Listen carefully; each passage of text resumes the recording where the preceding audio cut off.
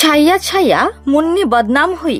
আর এখন তো poison baby গানে মালাইকা আরোরার শরীরের উত্তাপ আর উদ্যম নাচের ঝলকানিতে কুপকাত সকলে।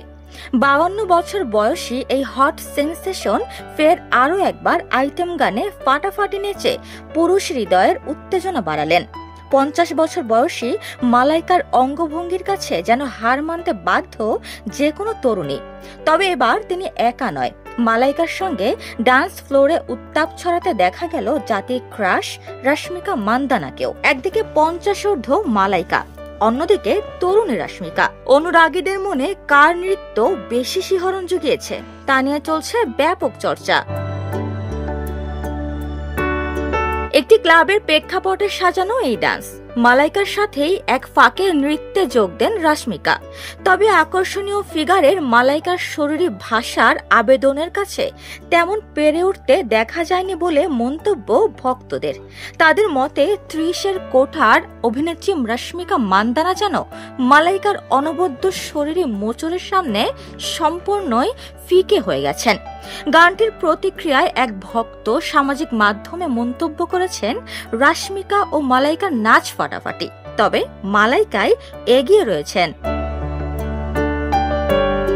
বলিউডে মুক্তির অপেক্ষায় থাকা থাম্মা ছবির আইটেম গানে নেচে আবারও আলোচনায় এসেছেন মালাইকা আরোরা।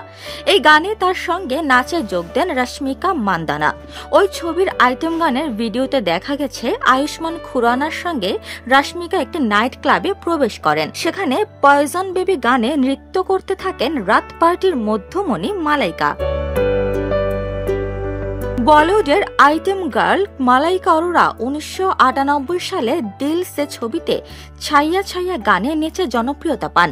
শাহরুখ খানের সঙ্গে চলন্ত ট্রেনে নাচের দৃশ্যটি আজও দর্শকদের মন ছুঁয়ে আছে। এরপর থেকে বিভিন্ন ছবির আইটেম গানে নেচেছেন মালাইকা।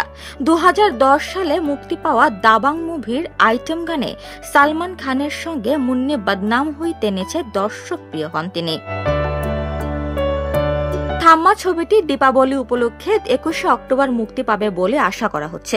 ম্যাডক ফিল্মস এর প্রযোজনায় ও আদিত্য সরপোদ্দারের পরিচালনায় এই ছবিতে প্রথমবারের মতো জুটি বেঁধেছেন আয়ুষ্মান খুরানা ও রশ্মিকা মান্দানা। রোমাঞ্চ, ভৌতিক ও হাস্যরসে ভরা এই ছবি দর্শকদের মন জয় করবে বলে আশা প্রকাশ করছেন নির্মাতারা। উপমা রায়, সোনালী নিউজ, ঢাকা।